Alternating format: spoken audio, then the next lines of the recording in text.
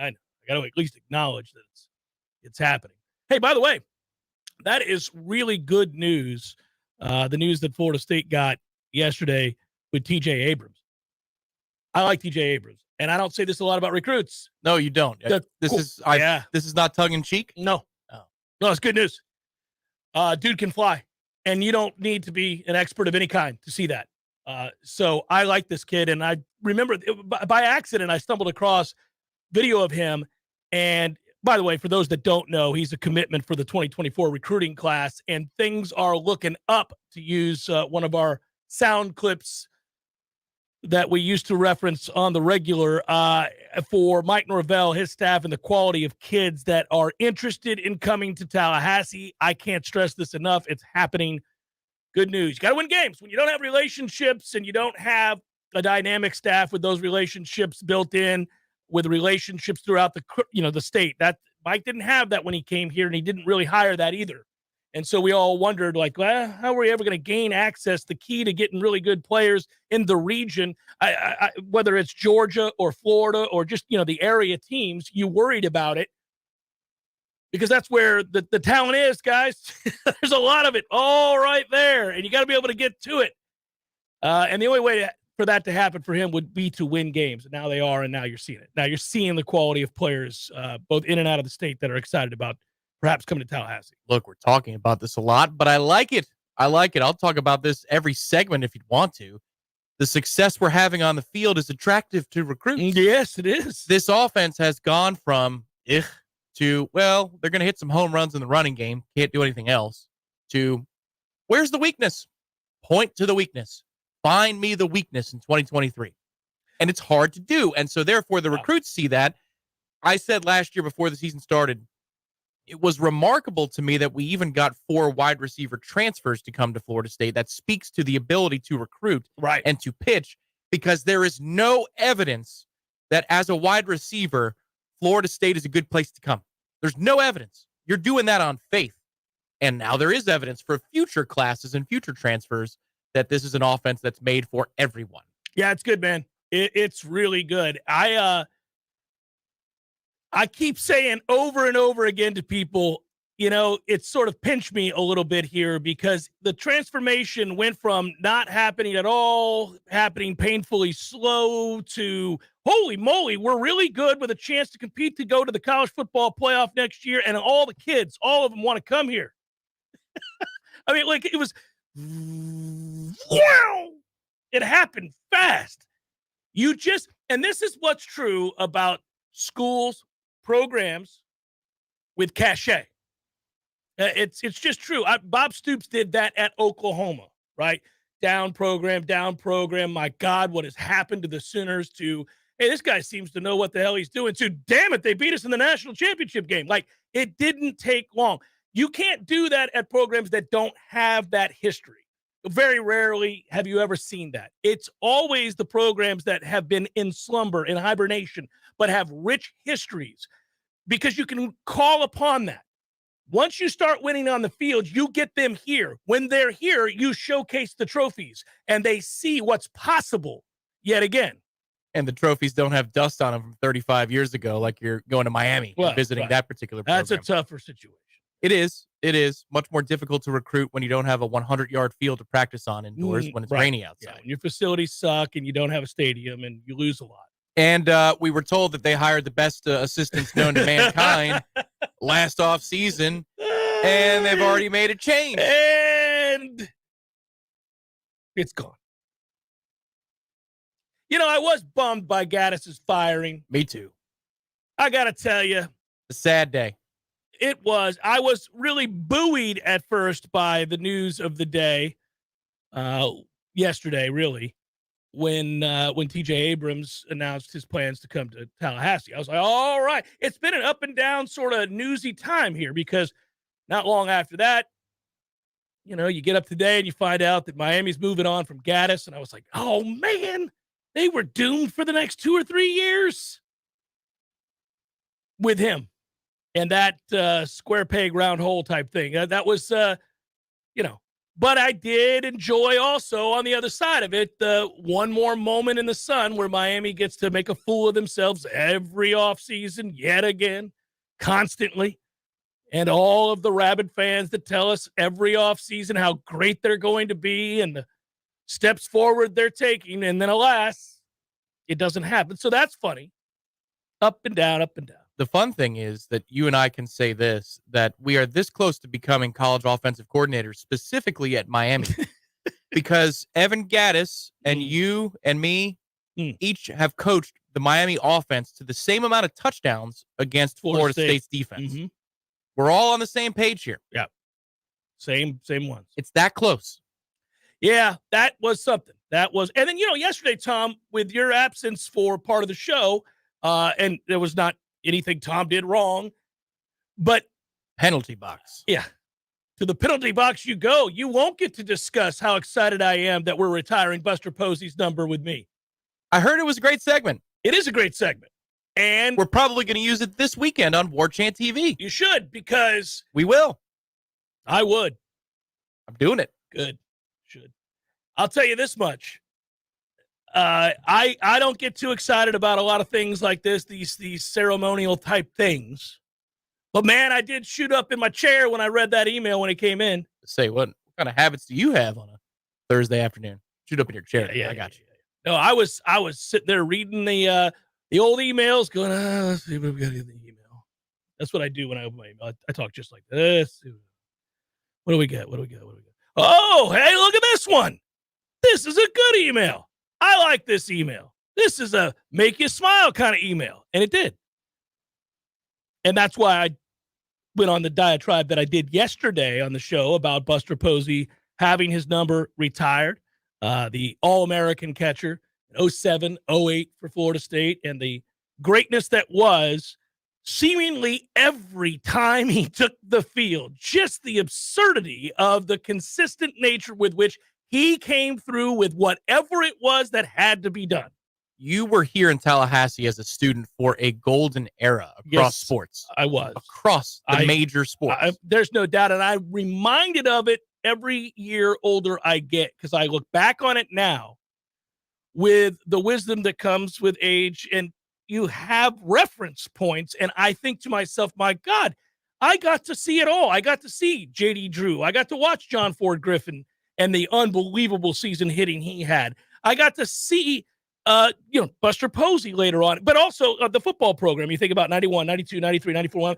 I mean, I watched it all, and then I launched into a media career covering the program, and I got to see all of that too. And you had Charlie as a basketball player, Bob Sura. Yeah. I mean, Brad Johnson as a Sam basketball Cassell. player. Yeah. So you were here for a golden era. I was not. Nope. No, you weren't. I was not. But Buster Posey was here while I was an undergrad. Yeah, and was the guy. Is far and away the best athlete at Florida State in my time as an undergrad. So this one hits a little different. Yeah. This one is extra pride welling up. We might get choked up together when he takes the field before the pit game. And presents a check for $50 million. Brand new stadium, baby. We're burning this dump down. To build Posey Park. Yeah, I'm with it. I remember one of the coolest things. I didn't bring this up yesterday. I did bring up the fact, it was a humble brag. I did bring up the fact that my dad and I were down on the field watching batting practice, and Buster came over and in San Francisco, and he got to put on the ring. Oh, where else? Yeah, I mean, obviously, it wasn't here. It wasn't at a lowly Florida State game. It was there at the time. We were in the bigs. We were in the bigs, baby. The first practice today. And I know that's another reason to get excited. A lot of people are excited about baseball, but anyhow, I did bring that up. But what I didn't bring up was that a friend of mine that lives in San Francisco, she said she's a huge San Francisco fan. She's lived there for a long time. And she's from Tallahassee. Anyhow, she said to me, she goes, it's crazy. The path that I go from work to the stadium, if I'm going to the game after work, she picks about 20 games a year that she goes to. And she's like, yeah, I have to go down this certain road, and it always gets very congested in this one place. And there's a gas station on the corner.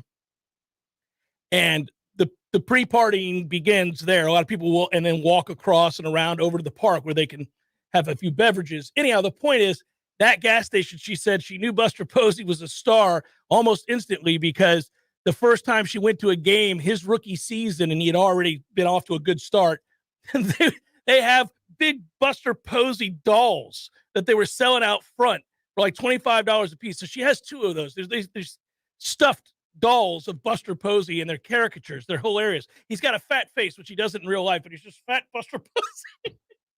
And it's just cool as hell. It's like the Jameis Pitcher version of himself. Yeah. So that makes me smile thinking about that career. And I documented that yesterday, by the way. And it's just a fun thing as a reminder, the All-American Junior season where he leads the country in just everything. 463 batting average. 463, that's all. 119 hits in a 40 whatever game season, 93 RBIs, 226 total bases, 566 on base percentage, 879 slugging percentage. It's just absurd. What was the I should remember this, but you'll understand why in a moment. What was the postseason game where he had to hit like 2 or 3 different home runs? Well, there's the one against Wichita State. Well, he did, but the one against Florida, he had to hit a grand slam to lead the comeback, and we started an avalanche. Was it Wichita State? I forget. Here's why I don't remember. The air conditioning in my particular, condo unit, whatever, undergrad was done. It was fried. And so we did all that we could to not have the TV overheat while we were watching this game. But it's Tallahassee in that part of the year. It was unreal. It's like 105 in my apartment. And so we're just going outside, into the sun, into the heat to cool off. But that was the day that he hit. Every time he came up, we needed something critical, 2-run double, home run, whatever it was. And he delivered in each of those circumstances. He was the only baseball player I've seen in Tallahassee. Now, in the 90s, I wasn't watching it bat for at bat. That when something had to happen, he did it. It was reasonable to expect. Yeah. It was reasonable to expect that it was going to happen. Yeah, J.D. Drew is the only other guy, and obviously he is baseball. He is royalty around here as far as Florida State baseball goes. Not nearly as affable a fellow as Buster Posey, but nonetheless royalty. J.D. Drew used to hit dongs in the biggest moments all the time. And, I mean, even dumb situations where it was one of those, I'll never forget, I'm sitting there with Eric Jacobs, my dear buddy, Florida State grad. We're in the stands. It was pretty cold one night, and Matt Millar's fear of the Jacksonville Bulls. Yeah, Jacksonville Dolphins. I don't know why I said Bulls. Dolphins. We're going to start calling them that. One of my brothers graduated from JU. I should remember the Dolphins. Anyhow. Go Bulls! So I just still remember sitting in the stands with him, and we were down 3 in the late innings, or 2 or 3. I can't really remember. I mean, but we were down, and he came up with 2 outs, and I said jokingly to Eric, I'm like, well, Jacksonville just screwed up. They should walk his ass because this is going to be a 3-run homer if they pitch to him. First pitch, ping, off the circus tent. You're like, dude. And that was the noise those days. Oh, but, man, it's clockwork. I was like, well, that was dumb. You should have thrown 4 wide and been done with it. There's one no at the dome piece. Yeah, whatever. You can't let that guy swing the bat. Kata! And he did it all the time. And I never thought I'd see anything like that again. Even John Ford Griffin's year, which is incredible, it was not quite as timely. But Buster surpassed it. Buster did things I never thought possible at a high level of competitive baseball. This isn't Little League. Right. And it was Little League, though, because you're counting the outs till he comes up or the at-bats. All right, he's 4 away. If he can at-bat this half inning, we're golden. Yeah. But if he leads off the next inning, we lose. So can we find a way to get him to the dish? And, there'd be an error and then a single. Oh, yeah. And then a double play ball, but you beat it out at first base. That's critical because Buster needs to be up with guys on the bases. We're down 3, and then bam, 3 pitches later, tie ball game. You're like, God almighty. Yeah, it's so fun. I know that was the great news that made my week. It's good that in the end of the week, it just made my week. Hey, by the way, we got to do it early today. Mom will be joining us next segment. She's got an appointment. It's good to know. I roasted her last weekend. Told her that the Giants would be facing a very different looking defense against the Eagles than the Vikings, and of course it was a sad Irish pub in New York. Yeah, so she's got no chance mathematically to catch me, but she still wants to make the picks. We'll do it next. Jeff Cameron, 93.3 Real Talk Radio, Warchant TV.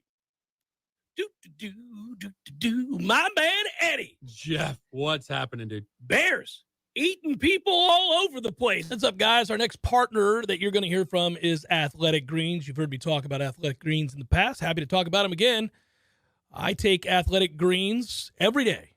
And I gave them a try because certainly I wanted more energy, sustained energy. I wanted to support my immune system. I don't like taking pills and vitamins per se. And I wanted something that tasted good too. And the first time I tried it, I was very surprised. It had an appreciable effect on my energy levels. And also, over time, you'll note that it helps your skin, your hair, your nails. I don't have a lot of hair, but if I did, I bet I could feel that. I bet I could tell. It's a comprehensive health habit, and it is a powerful one at that. AG1 is great for recovery. That's Athletic Greens. And I take mine basically when I wake up every morning. I don't have to worry about it because you get all the nutrients that you want. It's the best way to ensure that you're going to get all of your vitamins. It's a carbon neutral business, by the way, if that's important to you. It is to a lot of people, and that's good to know as well. I would also note that it is a comprehensive solution to what you need from a supplement routine. Athletic Greens is giving you a free 1-year supply of vitamin D and 5 free travel packs right now with your first purchase. Go to athleticgreens.com/JCS. Helps me out, guys, if you use that. Not financially, but it lets them know that you heard this ad on my show. And I do take it, and I am vouching for them because I enjoy their product. It's athleticgreens.com/JCS. Check it out. I think you'll note the difference in your life with a simple drink each and every morning to start your day. athleticgreens.com/JCS. Coffee game together and also support a great local business. Gee, honey, I'm not gonna lie. Our front yard is looking sad. Don't you think it's time for some TLJ? I'm pretty sure you mean TLC, and I don't have time for all that work. No, I'm talking about some TLJ, like in the radio commercials. Give your yard some TLJ from the Lawn Johns. For all your lawn care and landscaping needs, give your yard the TLC it deserves with some TLJ. Call the Lawn Johns today for a free quote at 322-2567 or visit thelawnjohns.com. Every day, Sellers makes life a little better for homeowners, helping them find the best design ideas for their homes with the best quality tile, carpet, and hardwood flooring. Even mosaics, ceramic, and vinyl solutions are at their fingertips in their remarkable showroom. Maybe it's time for you to get the Sellers Advantage for your home or office. Find them on Capitol Circle Northeast, just north of Mahan Drive, or online at sellerstile.com. For style, quality, and design, get the Sellers Advantage. In Tallahassee, call 656-8453. Hey, no fans, our partner ISF Inc. is a national management and IT consulting firm located right here in Tallahassee, Florida, solving the future for state governments through strategy, process, and technology. As a trusted advisor for state governments, ISF knows the importance of defining a clear and detailed strategy. Our friends at ISF can help your organization create a strategy that sets you on a path to success. ISF, your vision plus our expertise brings your brilliant ideas to life. Visit ISF.com to learn more. ISF, solving the future. We all want more energy, more strength, more results. Well, welcome to Orange Theory Fitness as you take a step towards feeling more alive today. Backed by science, Orange Theory's heart rate monitored workout is scientifically designed to keep heart rates in a target zone, spiking metabolism and increasing energy. Orange Theory Fitness is a one-of-a-kind group personal training workout resulting in more energy, visible toning, and extra calorie burn for up to 36 hours. Experience a more vibrant life today with Orange Theory Fitness. To find out more, go to orangetheoryfitness.com. Welcome back to the Jeff Cameron Show, sponsored by Legendary Home Loans, a mortgage experience designed around speed, simplicity, and customer service. Before you buy your next home, contact our friend Shannon Young with Legendary Home Loans. Visit FSUHomeLoans.com. FSUHomeLoans.com.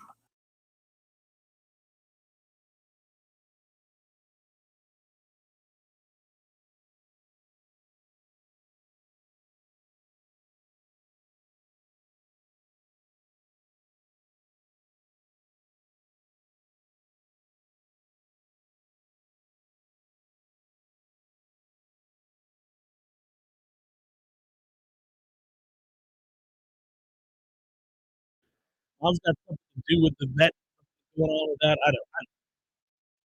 Dog's got an appointment. So if you would, cue it up. Let's wait. And now for another edition of the Family Nick.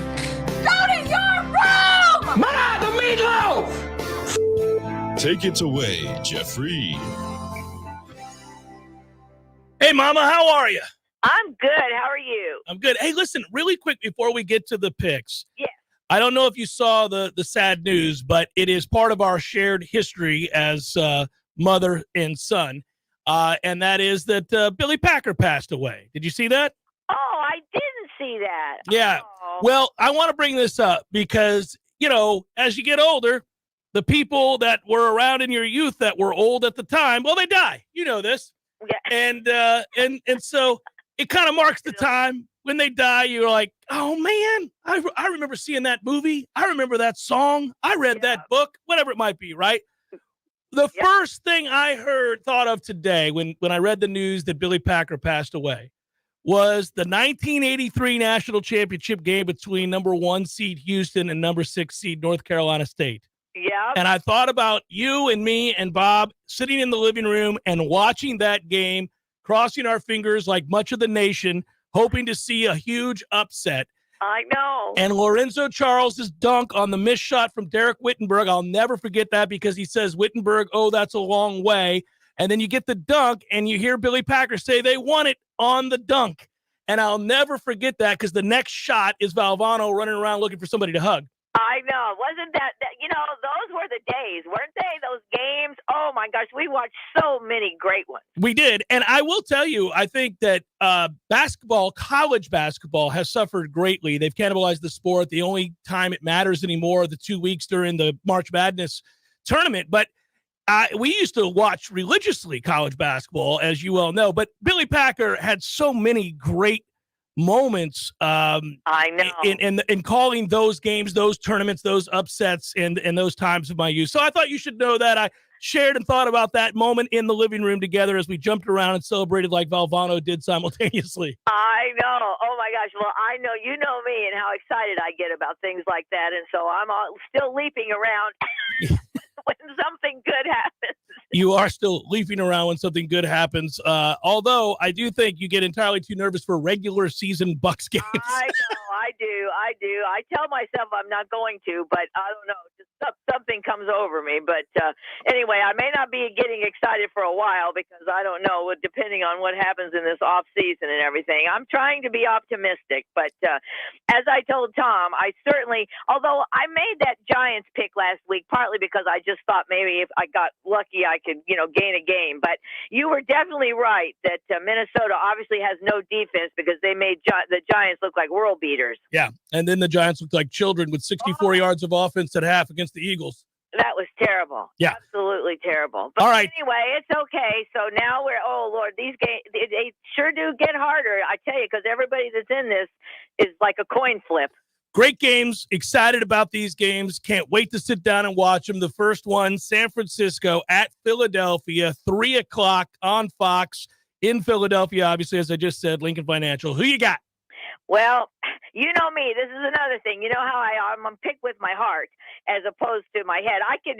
Your brother Aaron told me today that he and I would never be good at betting. No, we do not do it like we should with who we feel will win as opposed to who we want to win. Yeah. But anyway, I'm picking San Francisco because I don't like anything about Philadelphia. No, you don't. I'm with you in that, and that I'm hoping San Francisco wins, but I don't think they will. I'm taking Philadelphia. We have one different once again. Well, the thing about it is you got to figure Jalen Hurts is going to outperform. Is his name Brock Purdy? Yeah. Okay, you have to figure that. And both of their defenses are really good. I feel like it's going to come down to a couple of really big plays. And I just kind of think that Jalen Hurts, unless he's not 100%. He sure looked 100% last week. He looked fine. He did. So that's why I agree. I think they probably will, but I'm picking San Francisco. Cincinnati at Kansas City. This game, I just do not know. I have gone back and forth about this game for all day and yesterday, but I think that this might be Cincinnati's year. Well, they did it last year, and they went to the Super Bowl and came real close to winning the Super Bowl as underdogs, so it wouldn't be all that stunning. In fact, they're a slight favorite, or they were earlier in the week. I think they still are, although Mahomes is looking healthier. There was video of him running around pretty easily yesterday, I think it was. So it looks like he's healing up pretty nicely. It must not have been a severe high ankle sprain. Yeah, it must not have been because those are pretty pretty, tough. But I picked Cincinnati, and we'll see. It's hard to pick against Mahomes for sure because he's really something. But I don't know. I do really like Joe Burrow too, so I took Cincinnati. I did too. Mama, safe travels to the vet. I love you, and we have the one different, and I hope you win it. It doesn't really matter. It's just fun to finish out the year. But yes, we'll have a fun day of watching football. Anyway, love you. Thanks for letting me do this early. Absolutely. Bye-bye. Bye-bye. There's Mama pulling for San Francisco. I've never had I never cared about San Francisco. I had no reason to. Grew up in Florida. There was no reason to hate, I was happy for my buddy, William Floyd, when he went to San Francisco and won a ring. But I never cared about San Francisco. And then as far as Philadelphia, they were arch rivals of the Bucs for the longest. First game I ever went to in my NFL watching life was Buccaneers San Francisco, week 1 in the late 90s. Is that right? The first day of the pewter uniforms. Yeah. You and I shared a seat in that stadium for the Bucs New England game many moons ago. We didn't know each other. We had no way of knowing we would ever know each other. I think it was the same season because it was the same season. We started out 5-0 that year. Yeah, that was golly. I have a the funny fifth one was over Phoenix, the Phoenix Cardinals. Yeah, I have a funny story about going to Bucs games in the 80s and early 90s, and there's one that I cannot tell on the air. I would get in trouble. That is hilarious because of what happened after the game. Worse than stealing quarters? Oh, there's nothing criminal going on with this particular story. It's just. Oh, I see. It's just debauchery. Loud and clear. Well, I remember being in shock. We were so bad. It's okay. All you need to say is Tampa. It's Tampa. Yeah. Whatever floats your boat is in Tampa. Lutz. Land O'Lakes. Yeah. What? Holiday? No, but we went to this game and it was against the Eagles. Carrollwood? So we won on a block punt, and I'll never forget it. And it was a shocking victory. And I was college age, about to be. And anyhow, the celebration went on and on, Tom. Odessa? Newport Richie? I wonder how many people know of which you're referencing, because that is one of my favorite segments. And you and I were buckled over in laughter every time he named another. Everywhere that Lee had been for a Joe Bucks fan event. Yeah. Like, my God. He did cast aspersions on all of them. Well, I've done it too. We're allowed to. Largo? Well, I brought up Largo first, and then that's when he went on the list of things. Because I always rip Largo.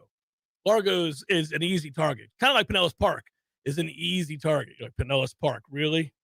Come on, guys. It's no safety harbor. Oh, goodness. We've got to recalibrate. Jeff Cameron Show, 93.3 Real Talk Radio, Warchant TV.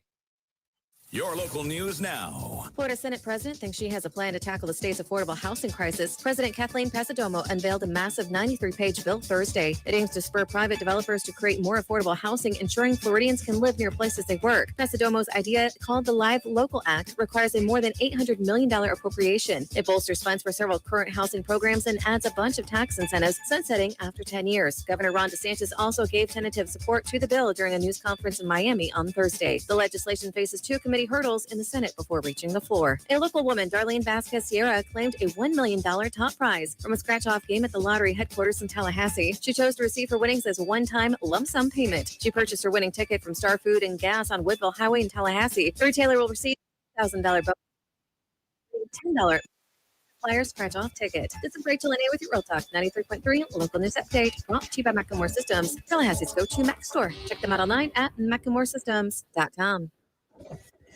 This is meteorologist Paul Trombley with your Real Talk 93.3 weather update.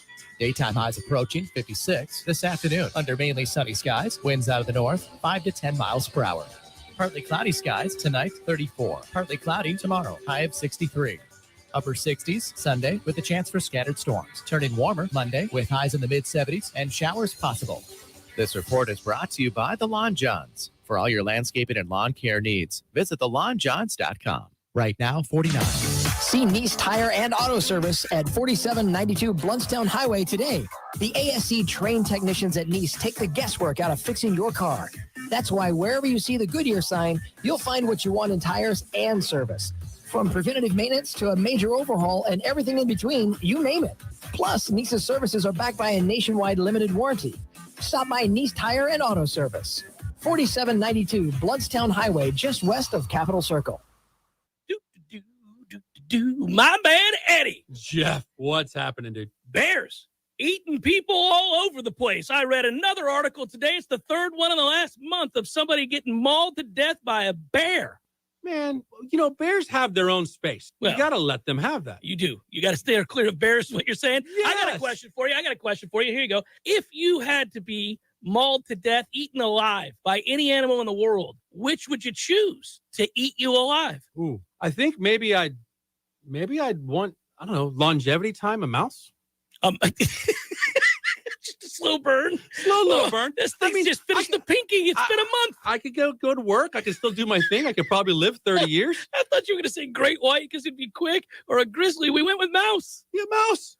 Okay. Mouse it is.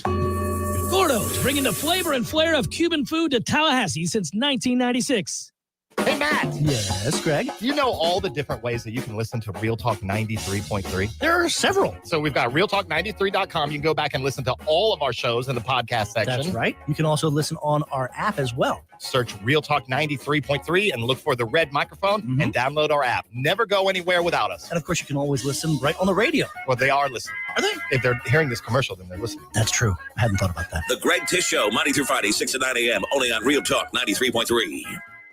The Jeff Cameron Show, brought to you by Orange Theory Fitness. 2 Tallahassee locations, Midtown on Thomasville Road and Northside in the Village Common Shopping Center. Online at orangetheoryfitness.com.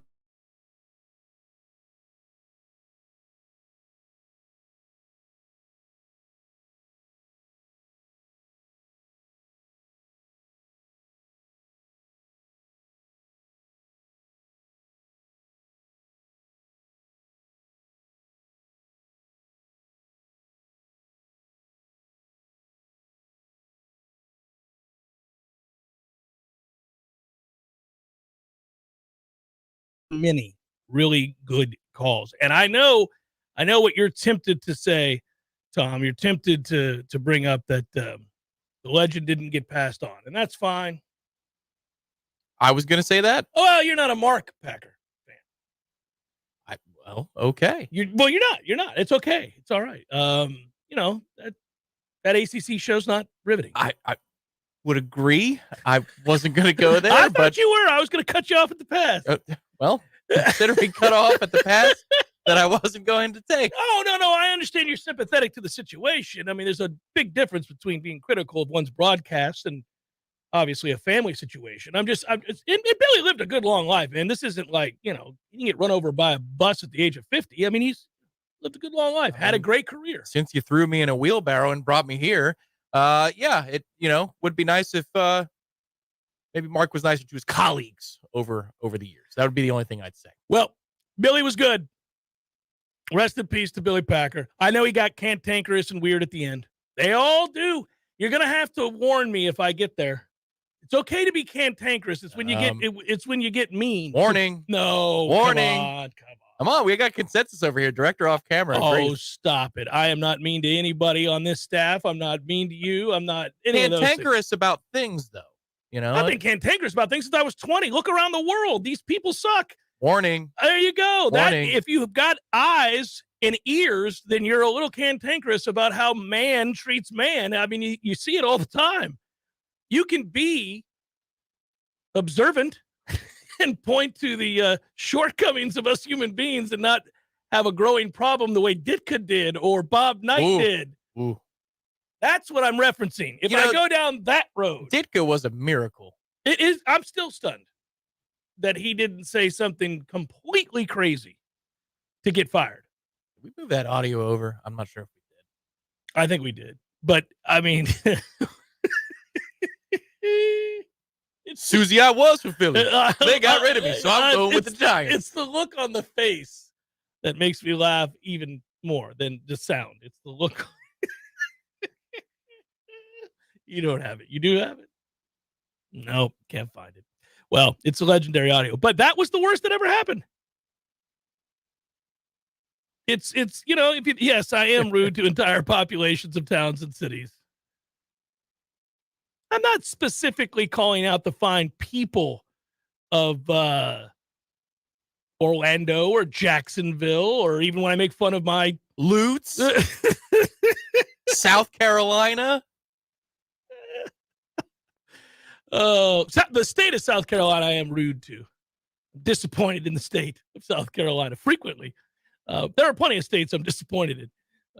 But, did you see we'll be traveling through the state of South Carolina on the way to the ACC kickoff for 3 days? 3 days. Why 3 days? We don't need 3 days. Something seems up. So for people that don't know, yes, that information has been passed on to the media that this year's ACC kickoff for football will be a 3-day extravaganza. Tuesday, Wednesday, and Thursday, right? We're not into the weekend. It's Tuesday, Wednesday, Thursday. And we will be there, and you're right. You usually jump in with me. And we will drive our ass all the way up there through lovely South Carolina. That's correct. At a clip that would see us arrive 90 minutes ahead of the scheduled GPS calculations. Yeah. Which is always the good. greater the distance we have to travel, the more of the minutes are shaved off on that trip. I was just wondering if maybe Jim Phillips swung a deal with the Westin Charlotte, that if they found a way to make the media stay another night, that the ACC would get a kickback of a few bucks or save a few bucks on the ballrooms, because every dollar matters to live in the proper neighborhood that we want to live in. Maybe this is the brilliant, referencing Jim Phillips' famous speech from last year's ACC championship. Might be his last one. But yes, the brainchild. Perhaps this is the brainchild of Jim Phillips to get us an extra, I don't know, $6,000 as a conference. It'll be great. I thought it was interesting. I did. I saw that, and I thought, well, there's really no need. Hell, the SEC football meetings don't need to be 3 days. No conference needs to have 3 days. What are we meeting about here, guys? What all are we needing an extra day for? There's no cause for this nonsense. An extra day. Now, I'm hearing it looks like that Florida State will be on a Wednesday, which gets us the hell out the door Thursday morning, because we're not going to stay and talk about anybody else. I don't think. You pulling up the Slack, find out which ones it was. Yeah, well, I was making sure there wasn't embargoed, to be honest. Here you go. So Jim Phillips is on Tuesday. Nobody needs to hear that. Some desperate cry for help. I like how they added PhD at the end. Yeah, they just want you to know he's smart. It didn't come across last year, everybody, but he is. He's got a PhD.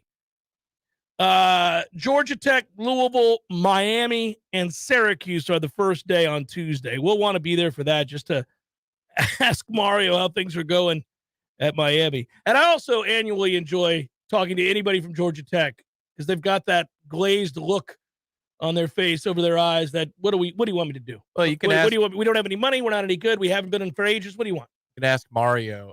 Let's see. How many good veterans do you have, Coach? I'll hang up and listen. See what he says.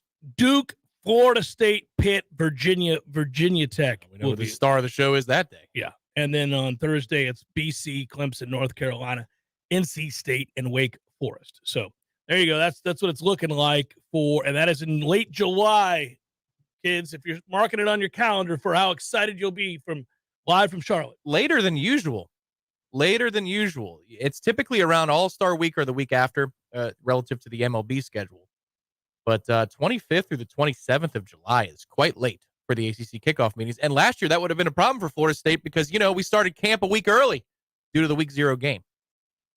Man, both of these camps, we can't talk about it enough. I just get so excited for these camps, the contests, the competition, I should say, for starting reps and really for starters' jobs. There's enough of those too that are up in the air. Man, this is going to be good. Well, it's the access too. I mean, again, it sounds like we're kissing up to Coach Norvell, and to a degree I will from time to time, but the access is what makes this whole thing work, to be able to speak on the greater trends of what you see, the development and the stories, because the consistency day in, day out of practice is what attracts a lot of these players. We've heard it from high school players and the transfers that say, when I showed up and I saw practice, I realized this is a place that I'm going to fit. Well, why is that? I'm glad we get to see those practices to flesh out those details ourselves. And now with these specific position battles, if they have the exact same format that we've been to with these position battles at the skill positions and in the trenches, buddy, this is going to be riveting. Well, you said it the other day, and I thought about it again today with, again, the good news in recruiting. I was thinking about that. But look at that offensive line and what's available and what will be competed. I mean, this is going to be an intense competition up front because you have players coming in from the transfer portal that are accomplished, but they're accomplished at smaller schools, and they'll be fighting for spots with guys that have been in the ranks, getting bigger, getting stronger, working hard under Coach Atkins, being challenged, right? They're not going to just give up their spot. So you're going to have fierce competition at several positions along the offensive line. Every single one of them for the first time in forever. And I was thinking about that, and let me qualify this first. Maurice Smith is one of the brightest spots on the offensive side of the football this past season because we didn't even think he was going to start before fall camp began. Yeah, we thought he'd the lose news his job to Caden Lyles. Lyles, and then Caden got hurt, and so then it was his by default, but he was still undersized. Then he got hurt. And he was hurt, so you thought, oh my God, this is going to be a problem. Is it Darius Washington? Are they going to try to flex somebody else over there? And every time they did, it didn't look good. And Maurice was a rock for us. I mean, he was very, very important. But if he's not careful these next two camps, he won't see the field this year. Yeah. Because these three transfers that have come in, Byers and Roddick, and then Keandre Jones, who spoke to the media yesterday from Auburn. Yeah. You got dudes now. You could have three brand new guys in the interior. If Darius Washington is not careful, he might not see the field. He really needs to be careful. Bless Harris is back and has a chance to What you take know a about spot. Bless Harris, Tom? I know he's going to be in the rotation at tackle. Get healthy, Bless. Be strong, baby. Come on. Carmella, Robert Scott. I mean, yeah. How about Estes? Well, I keep thinking about Estes too. That's one of your stronger players. It's a critical year for him. It is a critical year. He has to know that, has to care, and has to go to war. If he does, if you have a motivated Estes, man, this could get violent. Well, the question I think it's worth asking Coach Norvell, and next chance we get him, are you against, and do you think it's a good idea to rotate offensive linemen in a similar way that you rotate the interior of a defensive line, for example? Is that a good idea? Does that hurt continuity? Typically, does that hurt the flow of an offense? I think most of the time you don't want to do that, but for the first time since I've been covering this team, they have the ability to do it. They could if they wanted to. Yeah. Well, I just, for one, that is something that when we talk about the spring, we get giddy because it's a chance to see our friends again. It's a chance to just be around football. By the time spring rolls around, usually you're missing football. You're kind of sad. Like this weekend, I love this weekend, but it always makes me sad.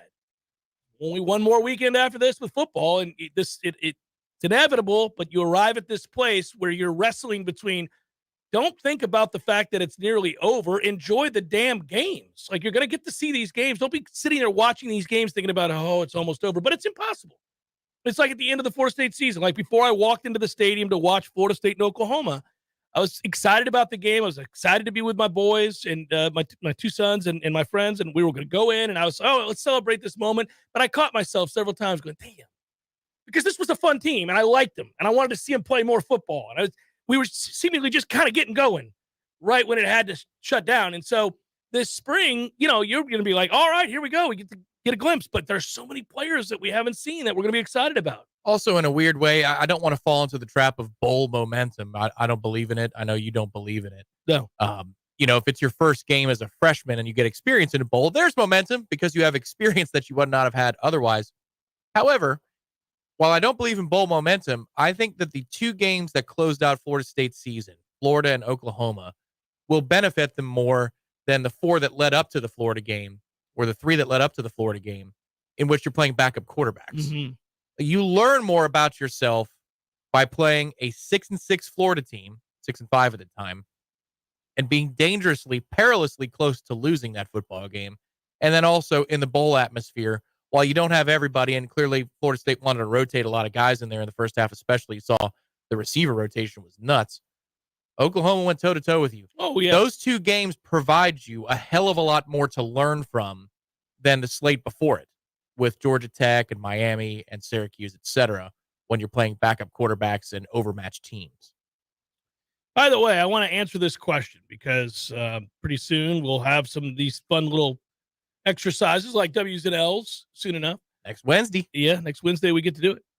But here you go. I want to answer this question. It's fun.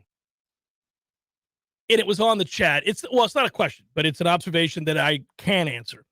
Life Spectator wrote, sadly, there are no ACC coaches for Jeff to share baked goods with.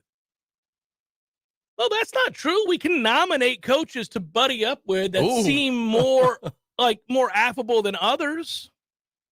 Can't you? Can you look at somebody and say, like, for example, should I buddy up to Mac Brown? He likes to eat. No. Clearly. No? You don't think so? No. There's hundreds of things that people could cut up and send him before you tried to make that move, and it would not go well. What, that I thought he was going to die? 101 things. I did think he was going to die. He made it through the year. I'm surprised. 102 things that they could cut up. What about, you want me to hang out with Dave Doran? That has a chance. You think so? That one has a chance. I don't know, man. Why? He's boring. He's also blunt, which you can relate to. I can absolutely. And he can relate to it as well. What about Pat Narduzzi? Hell no. You don't think so? I could get to where, like, delusional, that one. No chance. All right. I'm trying to get through these coaches. Maybe you know what? Maybe the BC rule. Maybe it's just that institution sends its football coach to the ACC kickoff with their defenses down because what the hell? I'm coaching Boston College. Hafley's a really smart dude as well. Really smart, good coach. May not make it out alive in BC. Nobody ever does. No, he wants to go back to the NFL when his time is done at BC. I don't want to hang out with Scott Satterfield. Wait, he's gone. Did they fire his ass? Didn't he leave? He went to Cincinnati. Did he? Yeah, you're right. I forget who they got. Yeah, me too. Probably should know that. I'm not going to hang out with Dino Babers. Tony Elliott? You think Tony Elliott would hang out? I've always had a soft spot in my heart for Virginia. Oh, duh. It's Jeff Brom. What the hell am I? Oh, yeah. How did we forget that? He came home. Because a year or two ago, that would have been like a 4-alarm fire. Yeah. And now it's like, Tony Elliott. Maybe Tony Elliott's the guy. I don't know enough about Mike Elko. He hasn't been there long enough. I don't know if I can hang out with Elko. I think you need to get into character actor mode with Coach Cristobal. And because if you ask enough questions, like the way you dress that day, all of it, if you ask enough questions about discipline, you think he would? I think he'd flip the switch. He'd be like, oh, this guy wants, it's right up my alley. Like, you've got to have a ruler on the Radio Row desk. So he's like, this guy's different. Right. Yeah. There's not, I mean, I don't know why there's a ruler there, but I like this. But I don't get to share a Danish with him. No. Because that's not discipline. No, Danish. That's not Danish discipline. Is not equal discipline. No, not at all. Danish is, look, you fat ass. Why don't you eat something good for you? That's how you start. Yeah. Look at all these people, Coach, eating Danish. Look at these fat pigs. I hear you. The world needs more discipline. You said it. I didn't say it, but I'm nodding my head. Yeah. We see eye to eye, Coach. Yeah. Hold on. Let me move this ruler so you have some room. A straight edge. Straight edge ruler. I don't know what he's doing around here. What kind of calculations? But all right. I like it. Always respect a man with a ruler who has a straight edge with him. He calls it a straight edge. Like it's a knife. No, I don't want to forge this relationship because I like making fun of him. I think Tony Elliott, if you've looked at Tony Elliott, he's a little beefy, which suggests to me that he likes to have some fun. So he's open to some fun. He likes to have, maybe he has a cocktail or two after practice. He seems to relax. You could talk to Dino about owies. Oh, you could ask him about owies. I can't. What's the worst owie you ever had? I can't talk Coach? to Dino Babers. Can't do it. Will you ask him the question, what's the worst owie you've ever had? No. Hafley doesn't work. Narduzzi, you won't let me. Dave Doran is an outside shot. I think my original guess, even though if people get the audio and send it to him, he might push back. But I really think I've got a shot with Fatty Fat. I think I could do it. And it would probably, that's a good interview to be able to sit back with him. And it's not going to be Brent Pry or whatever from Virginia Tech. What the hell? That guy. Well, his handler. Get his handler. I want to know about your life. Okay. Oh, all right. His handler. Tough. Yeah. I got 10 minutes. coaches in with the folks from ESPN. What you want to know? Well, he's a disciplined man. He is ready to go. How much hair gel do you go through in a year, sir? Well, he'd answer, yeah. Well, let's just say I buy it wholesale. Now if he talks like that, that's my guy from here on out. He does. We've heard him. By the way, Preston, you may be right. Elko seems like a jolly dude. Jeff would like him. I agree. You would also approach that from the right kind of position of, wow, look at what you've done. I would, because it is remarkable what he did. By the way, doesn't Jimbo suck? Like those two things, boom, you're in. Yeah. Now you're eating Danish. You're having a pastry. Or a glass of wine. Not in the morning, but after the interviews. Why not? Because you could tell back in the day, our guy was one step away from saying, I'll meet you for a glass of wine. That would have been the next one had he not got fired. Absolutely. I was hoping ACC Network would hire him. Would have been a great hire. Oh, my God. It would have been a great hire. And we would have. And we're the only two guys. They could have put his ass on in the morning at 6 o'clock from his basement. It would have been infinitely more entertaining. Steve, whatever you want to talk. Go ahead. Just go. Here's the thing about Adazio. I don't know why, but we're like the only two people on earth that like him. Nobody likes Adazio, but you and I do, because we've seen the real Steve Adazio.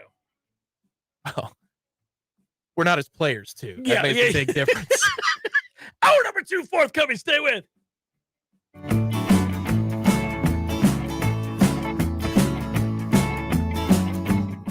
This is Ken Wondergem, owner of Gem Mazda of Tallahassee, serving North Florida and South Georgia for over 20 years. And I'm happy to announce that things are finally back to normal at Gem Mazda. Our lot is loaded with brand new Mazdas for the first time in 2 years. So if you've been waiting for the price and selection of new cars to return to normal, the wait is over at Gem Mazda, where we've always provided our customers with the highest quality of service and care. You know Mazda's reputation for efficient, dependable, and affordable vehicles, but you simply must experience the luxurious new lineup of 2023 Mazdas in stock now at Gem Mazda during our New Year's sales event. Get adventurous and connect with nature in a brand new 23 Mazda CX-50 with all-wheel drive. But hurry in while the value of your trade is still high. At Gem Mazda, we take our slogan seriously. No games, no gimmicks, just a gem of a deal. Gem Mazda of Tallahassee, Capitol Circle Northwest, just up from West Tennessee Street, and always open at gemmazda.com.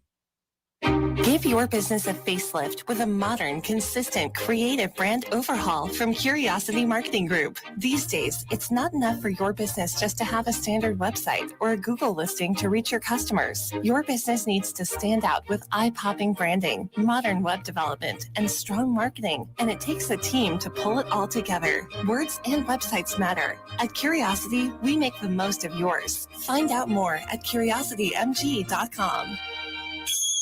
I used to fight almost on a daily basis working on my business website. I'm a pretty smart guy, but I could never get it to function the way I needed it to, and I was losing customers because of it. That's when I called Curiosity Marketing.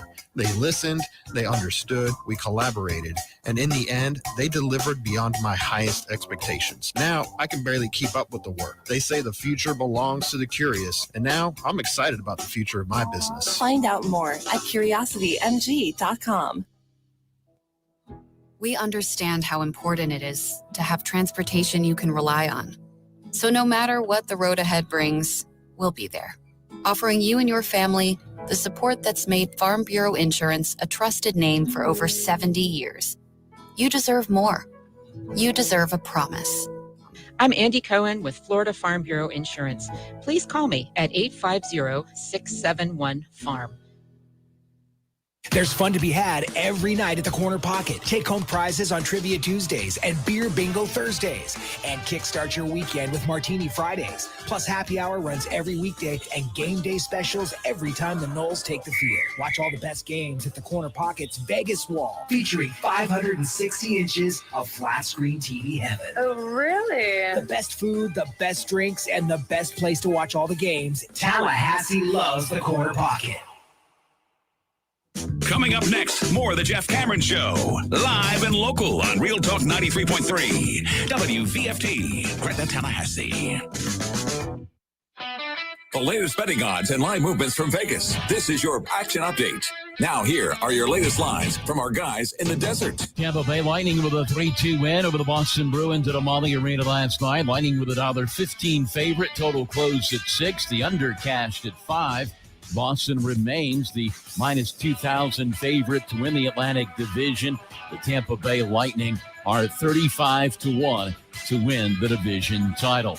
In the NBA coming up tonight, the Orlando Magic, a 7.5-point underdog of the Miami Heat. NFC Championship game Sunday, the Eagles laying 3 at home with the 49ers. That number up from 2.5. The total 46 at Lincoln Financial Field. In the AFC, the line is split. Kansas City now favored by 1 over the Bengals. Sign up now for your free VSiN subscription at vsin.com/subscribe. For more sports betting news and information, go to vsin.com. Mike Sennett, Real Talk 93.3. They say they'll get your biggest tax refund. Jackson Hewitt says your biggest tax refund guaranteed, and a chance to double your tax refund. Thousands in weekly prizes during the Double Your Refund sweepstakes. Your biggest refund times 2, twice the money, so forget about them. File your taxes on the double at Jackson Hewitt today. No purchase necessary to enter or win. Open to U.S. residents 18 or older who file a 2022 federal tax return. Promotion ends 4/2/23. Visit jacksonhewitt.com for rules. From Brent Musburger, and this is Take One, and away we go. The best way to start betting smarter is to sign up for a free VSiN subscription at vsin.com/subscribe. Plus, when you sign up today, you'll automatically be entered to win a free VSiN Pro annual subscription, a $240 value. Sign up for your free VSiN subscription today at vsin.com/subscribe. And that's a wrap. Hey, no fans, our partner ISF Inc. is a national management and IT consulting firm located right here in Tallahassee, Florida, solving the future for state governments through strategy, process, and technology. As a trusted advisor for state governments, ISF knows the importance of defining a clear and detailed strategy. Our friends at ISF can help your organization create a strategy that sets you on a path to success. ISF, your vision plus our expertise brings your brilliant ideas to life. Visit ISF.com to learn more. ISF, solving the future. There's nothing like relaxing in a hot tub after a long day. But if you don't have one, you're truly missing out.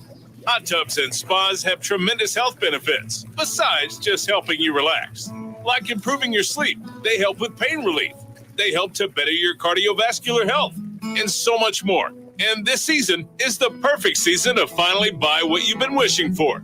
Pinch a Penny Pool, Patio, and Spas has the hot tubs you need for the price you want. Come shop our huge 12,000 square foot showroom and save today.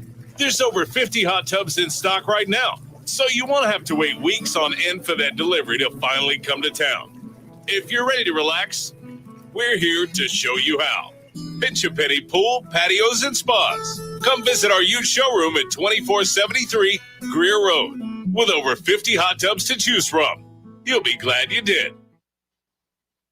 We all want more energy, more strength, more results. Well, welcome to Orange Theory Fitness as you take a step towards feeling more alive today. Backed by science, Orange Theory's heart rate monitored workout is scientifically designed to keep heart rates in a target zone, spiking metabolism and increasing energy. Orange Theory Fitness is a one-of-a-kind group personal training workout resulting in more energy, visible toning, and extra calorie burn for up to 36 hours. Experience a more vibrant life today with Orange Theory Fitness. To find out more, go to orangetheoryfitness.com.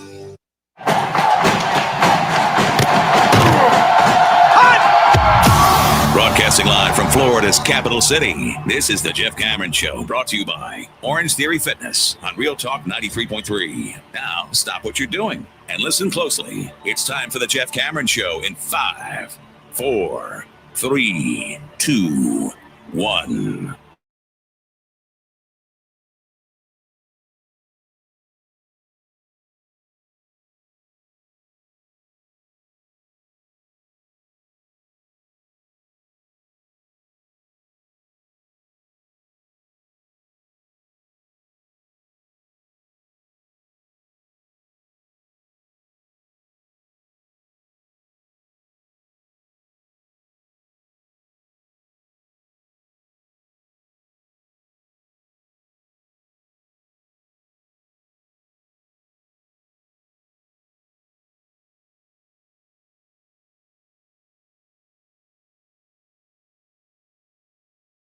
tomorrow, 5 o'clock. Most of you will not be watching. It is televised on the ACC network if you wanted to. It is also here at the TLC if you wanted to go and support the squad.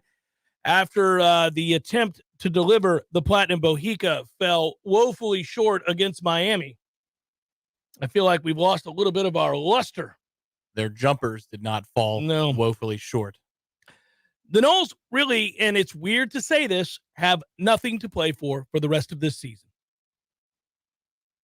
They can only play the role of spoiler. One magical week in Greensboro. Buddy, it ain't happening.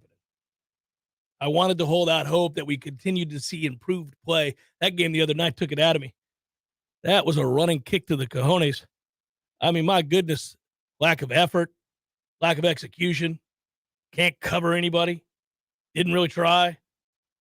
Wasn't mentally focused, as admitted to by the coach. Come on, man. That ain't it. You're diving on the floor. You're doing everything in your power, and you're not good enough. I got you. You're half-stepping, not trying real hard, aren't focused. I'm not coming to see you. And there are a lot of people who are. It's brutal. You can play spoiler, and maybe it'll be fun in a few moments. But the ACC's biggest surprise is coming to town in the form of Clemson. I mean, they have been a shockingly good team. They're 9-1 in conference play. That is stunning. And they were, by the way, that team a year ago was 17-16, 8-12 in the ACC last year, and they're largely the same team they were. And somehow this flippity-do has occurred. We do lead the all-time series between these two teams, 46-35. We're 41-29 since we joined the ACC in the fall of '91. Under Leonard Hamilton, Florida State is 25-19 over the Tigers and 15-5 at the TLC. I was just looking it up because Brad Brownell is still the head coach at Clemson, and he's going to be in the running for longest tenured coach in short order here. After Leonard retires? Yeah. 2010. He was hired at Clemson in 2010. Got nothing to show for it. They got a new arena, though. That's about it. A new Little John. Clemson, it's interesting. They've not only failed to ever win an ACC tournament. Clemson has never won an ACC tournament. They've been in the ACC since Methuselah. I mean, they have been here from the get-go.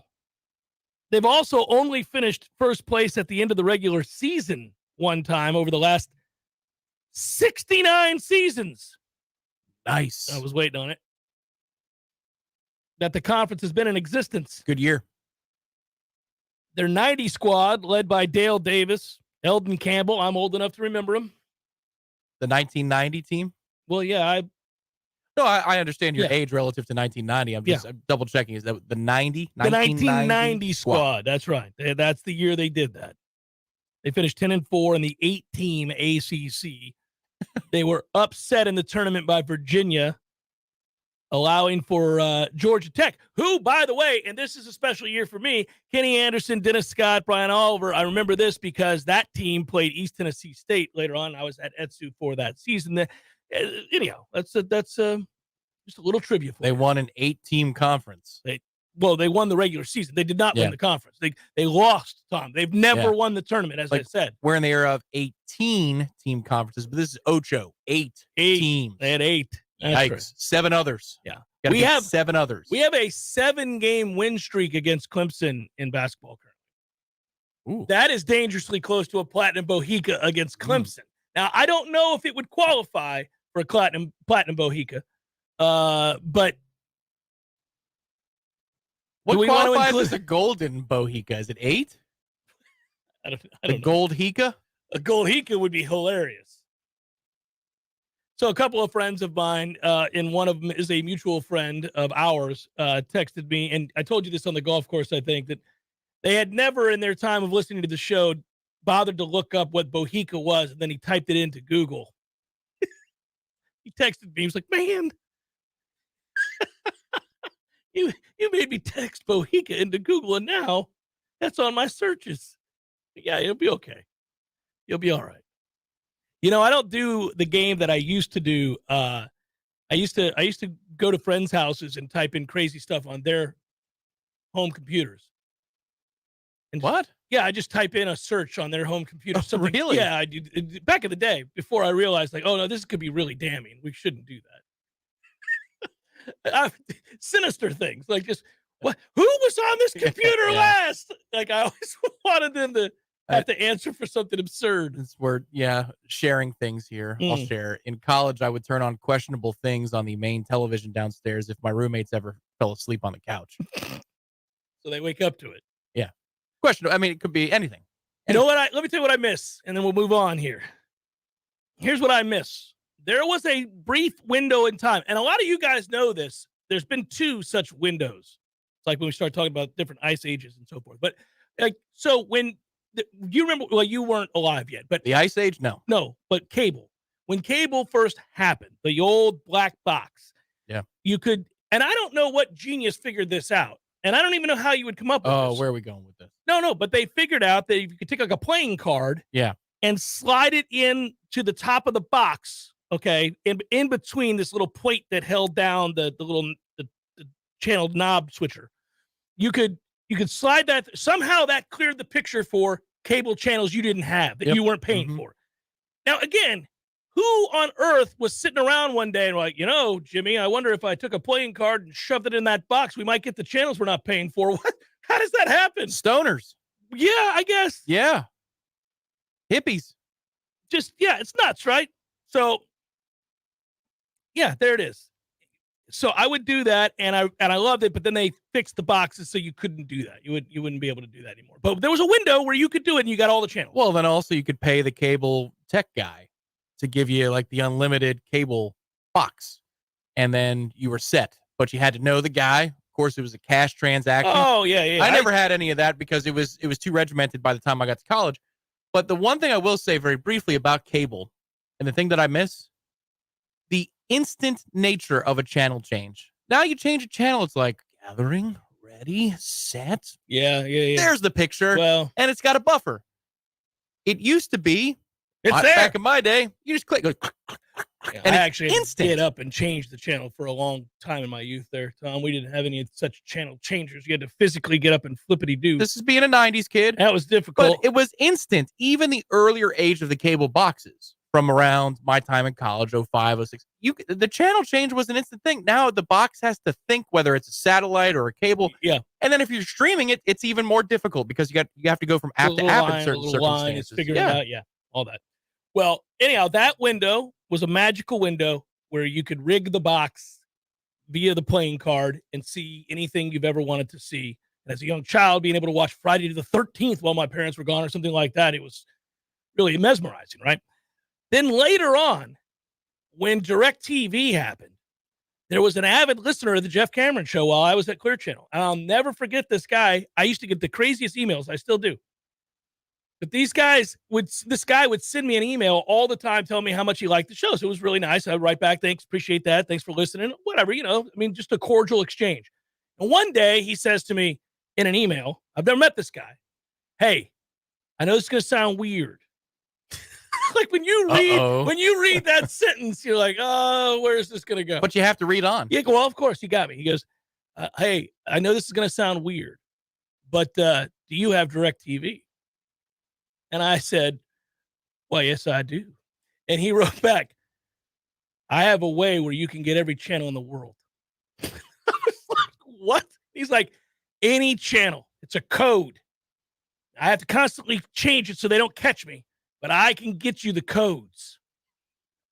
So I was interested. And all I ask in return, I wondered that. Your social security number. I wanted to know what was he going to get from me. And at the end, nothing. He just liked the show. And he said, thanks for the hours of entertainment. I've got some codes for you. Meet me up here at the CVS. Now, I could have died, but I met him at the CVS. Were you packing? No, I was not. And my man gave me the codes, the scramblers. Yes, he gave me that. And I had everything. And it was awesome. But one of the things I loved most about it was I would watch the news in other cities. Now, this makes me a geek, but I would watch New York City's nightly news. And then I would watch Chicago's nightly news. I'd watch Los Angeles' nightly news. I'd just flip around. Was it because of the meteorologists? No. Okay. It was because I wanted to know what was going on in New York City, what was happening in Los Angeles, what was happening in Dallas tonight. Like, what's going to lead their news? I loved it. Now I watch movies and I watch football games and baseball games. We got everything. It was incredible. And it had something to do where this guy would get these codes from Korea or something. It was nuts.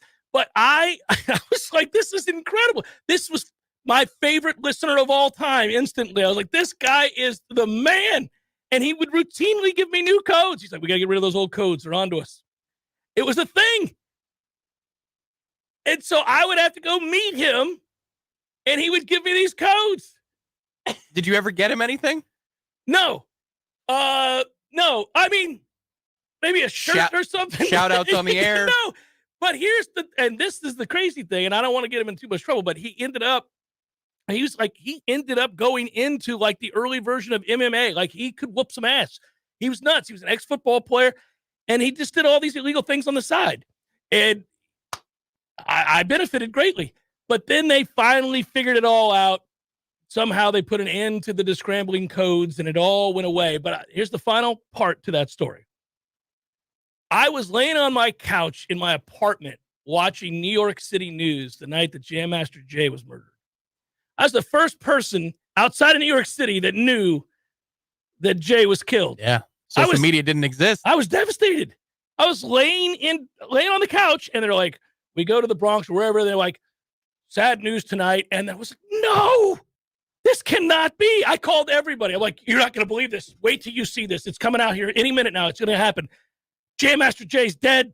Somebody shot his ass.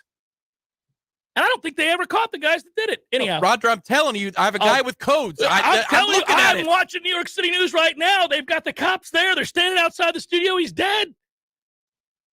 I was furious because I loved Run DMC. I was just sad. At the very, very beginning of my childhood, where I could remember watching television and cable, do you remember that pay-per-views were at fixed times for movies? So if you wanted to watch a movie on demand, like, it would just start. There was no such thing as on demand. It was either you start the movie on time or you missed it, and you got to watch it out the next window. But they would have the screen where they would show you all of the pay-per-view offerings, and then they had the countdown clock. I remember the countdown clock. The grand predecessor of the internet countdown clock, or the Happy New Year countdown clock, or Red Was Zone. the movie starting. People love the Red Zone countdown clock. You know what else? Pay-per-view, man. Go watch the early HBO grandiose entrance. And they come sweeping in. You're like, oh, we're going to watch a movie. They're trying to get you excited like you're about to charge out the gates. You're like, yeah, it's a movie. They all still, and that's the exact tune. That's it. They all still do that, though. Like, you know. Not like that. Well, it was like a 9-minute intro. You flew a spaceship. It was nuts. You don't remember the NFL countdown where you're going through the metalworks? Yes.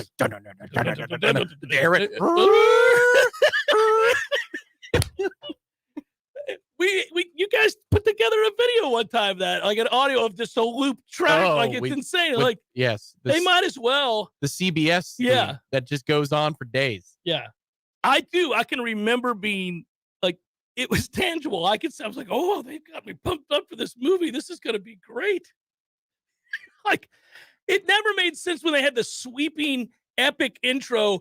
And then it ended up being like, okay, we're sitting down to watch Schindler's List. Here we go. Geez. Like, you know, you had to go there. Why are we doing this? No, like, that's not appropriate. It was just it was just like when Damar Hamlin is laying on the field dying, and they're like, BK. Yeah. Whopper. Yeah. Like, oh, no. You don't throw to commercials. No, we talked about that. Guys. There's a time and a place. Don't do that. Don't, like, a director's got to say, guys, we're going to have to refund the money another way, but we can't. We're just going to put a logo. While they got CPR going on here. What are we doing? 11 o'clock Sports Center, we can return to it. ESPN standby logo. That's what we're going to go to. We're going to kill the audio. And then we're going to come back to it from dead air almost, like a holding screen. You would have had to do that. Same thing. You're right. Now, if you're tuning in to HBO back in the day for Beaches, there you go. You can have Beaches, all the music in the world.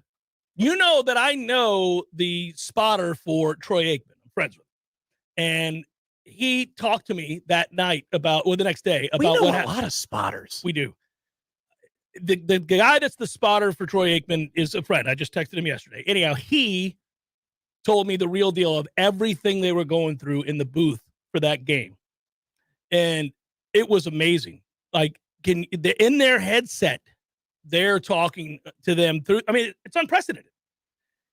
And he said he knew that the situation was way worse than everybody realized or that they had ever seen when the cameras wouldn't show, obviously, what was going on. Right. They could see from above. They could see from above this Yeah. guy doing CPR on his chest. Ugh. And they have the two different feeds that aren't shown to us, and he could see that. But also, he said he turned, and I don't want to talk too much out of school, but he turned and looked at Troy, who obviously has played a ton of football and been around a lot of hard hits and amazing, scary moments. And he said Troy was shook.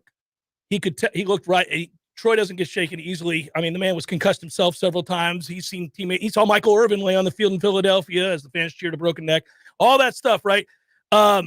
He said, no, this was worst thing he'd ever seen. And you could see he was looking at Troy, and he said Troy was like fighting back tears. Like, can we go to commercial? Because this is not, what do you want me to say? Right. What am I going to say? At which point here? somebody in the truck says, it doesn't serve our clients right now to have somebody screaming, Whopper, Whopper, when you've got life and death being played out on live television. An incredibly effective commercial, I might say, though. My kids sing that song incessantly. It's annoying as hell. They needed a win.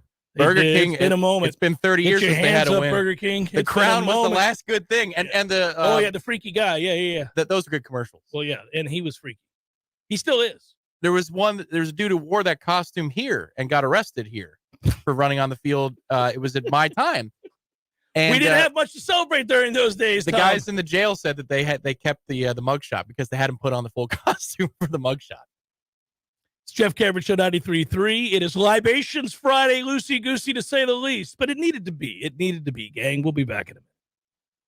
So let's say you're considering buying a new home in the current climate. We've all heard that demand is high, inventory is low. So how do you get a leg up on the rest of the buyers? What's up, guys? Our next partner that you're going to hear from is Athletic Greens. You've heard me talk about Athletic Greens in the past. Happy to talk about them again. I take Athletic Greens every day. And I gave them a try because certainly I wanted more energy, sustained energy. I wanted to support my immune system. I don't like taking pills and vitamins per se. And I wanted something that tasted good too. And the first time I tried it, I was very surprised. It had an appreciable effect on my energy levels. And also, over time, you'll note that it helps your skin, your hair, your nails. I don't have a lot of hair, but if I did, I bet I could feel that. I bet I could tell. It's a comprehensive health habit, and it is a powerful one at that. AG1 is great for recovery. That's Athletic Greens. And I take mine basically when I wake up every morning. I don't have to worry about it because you get all the nutrients that you want. It's the best way to ensure that you're going to get all of your vitamins. It's a carbon neutral business, by the way, if that's important to you. It is to a lot of people, and that's good to know as well. I would also note that it is a comprehensive solution to what you need from a supplement routine. Athletic Greens is giving you a free 1-year supply of vitamin D and 5 free travel packs right now with your first purchase. Go to athleticgreens.com/JCS. Helps me out, guys, if you use that. Not financially, but it lets them know that you heard this ad on my show. And I do take it, and I am vouching for them because I enjoy their product. It's athleticgreens.com/JCS. Check it out. I think you'll note the difference in your life with a simple drink each and every morning to start your day. athleticgreens.com/JCS. Of your bowel wall. If you're allergic to pork or if you have gout, kidney problems, or worsening of painful swollen joints, call your doctor if you have any unusual or severe gastrointestinal symptoms or allergic reactions. Take Creon as directed by your doctor and always with food. Do not chew capsules as this may cause mouth irritation. Other side effects may include blood sugar changes, gas, dizziness, sore throat, and cough. These are not all the side effects of Creon. Creon is the #1 prescribed EPI treatment. Ask your doctor about Creon for EPI and visit creoninfo.com or call 800-633-9110 to learn more. That's CREON info.com. Hey, this is Greg Tish. Here's something you might know about me. I don't drink coffee. I have never had a cup of coffee in my life. Well, that is until now. So why change now? Well, it's because my dear friend at Grassroots Coffee reached out to me after hearing me say that and insisted that I give his product a try. I've been making a huge mistake. The world of coffee is fascinating. I always thought coffee is coffee, you know? No, it's not. I have tried their coffee and it is fantastic. Now, I've got a fascination with learning more about the best coffee in our area. Grassroots Coffee is locally roasted, locally owned, and locally loved. You can find whole bean Grassroots Coffee on the local aisle at Publix, also in Whole Foods, but the best way to get this black gold is to order it online. They literally grind the fresh roasted beans to your preferred level, bag it, write the date on it by hand so you know the exact day your coffee was roasted. It doesn't get any more fresh than that. Order yours now. Just go to grassrootscoffee.com and choose the coffee you want and how you want it, and join me. Let's step up our coffee game together and also support a great local business. More strength, more results. Well, welcome to Orange Theory Fitness as you take a step towards feeling more alive today. Backed by science, Orange Theory's heart rate monitored workout is scientifically designed to keep heart rates in a target zone, spiking metabolism and increasing energy. Orange Theory Fitness is a one-of-a-kind group personal training workout resulting in more energy, visible toning, and extra calorie burn for up to 36 hours. Experience a more vibrant life today with Orange Theory Fitness. To find out more, go to orangetheoryfitness.com. Welcome back to the Jeff Cameron Show, sponsored by Legendary Home Loans, a mortgage experience designed around speed, simplicity, and customer service. Before you buy your next home, contact our friend Shannon Young with Legendary Home Loans. Visit FSUHomeLoans.com. FSUHomeLoans.com.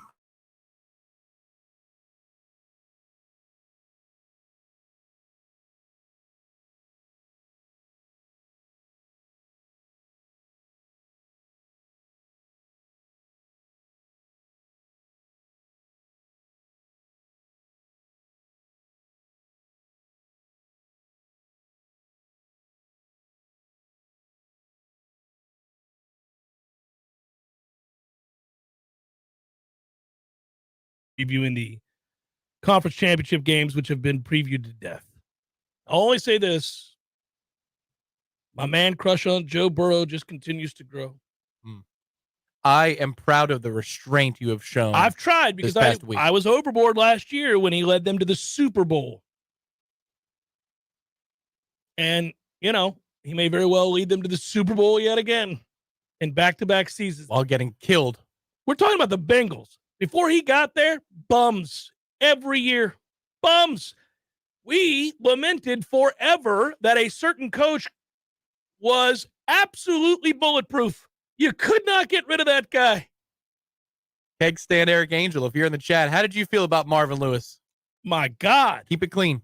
You had a lot of years to develop an opinion because he was there for 25 of them doing a whole lot of nothing.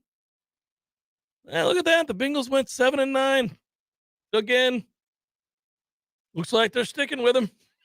I mean, over and over. I'm actually more on the side of having patience than I used to be.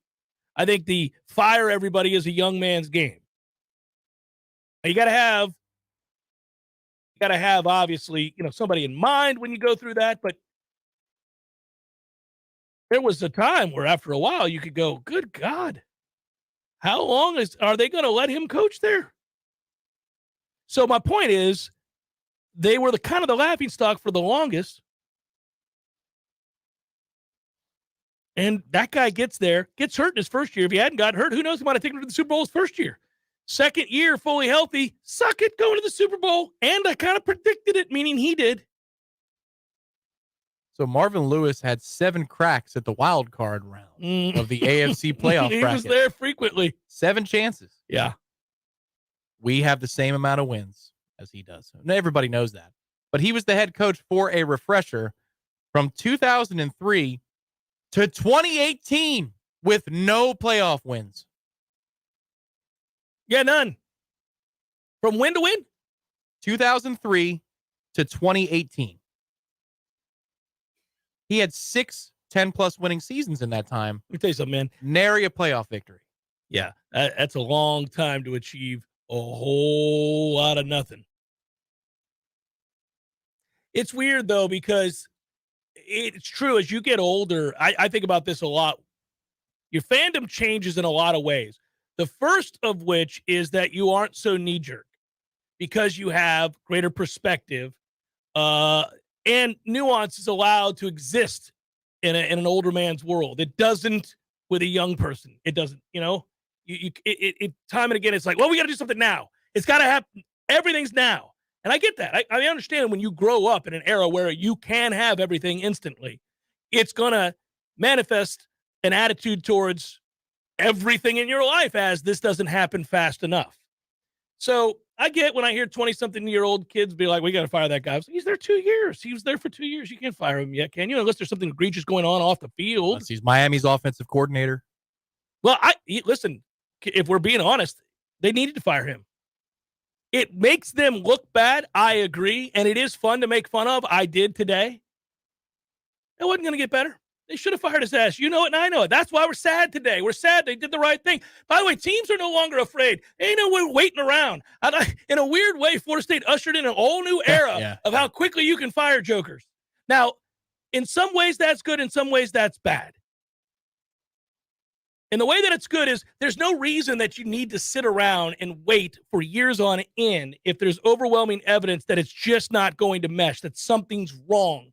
And if you can identify what those things are, not just because you feel bad or you're angry about a bad season, but because there is tangible evidence that this is not going to work. If you have that, fire his ass. Move along.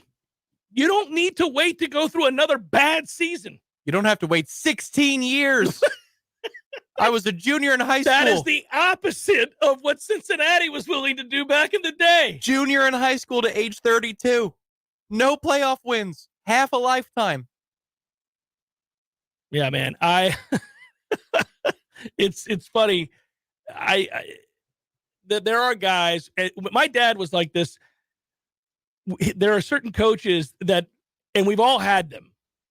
And I don't mean coaches that were our coaches. I mean coaches just in general. That Dave Wanstead, my dad had a thing. He hated Dave Wanstead. He thought Dave Wanstead was a bum. First time he ever looked at him, he's like, this guy, this bum. I was like, what's Dave's had some success. He's a bum. Looks like a contractor I hired. He's ridiculous. For the remodel. The guy's never going to finish the remodel. He's just bleeding us dry. This fraud, Dave Wanstead. I told you I didn't want to hire him. But when Miami hired Dave Wanstead, he hated it. He was like, nope. We're going to sit around here and toil for 5 years of suckage while Dave Wanstead waits our time. And it cracked me up. He hated Dave Wanstead. Now, other guys, he'd be like, look, give him a chance. Give him a chance. And it was indeed 5 years. Dave Wanstead, however, won more playoff games in Miami than Marvin Lewis did in Cincinnati. Do you know how many playoff wins he won one playoff That's game? That's correct. He won one playoff game. But you can bet that the antagonizing son that I am called my father to go, look at Dave Wanstead out here winning playoff games, Dad.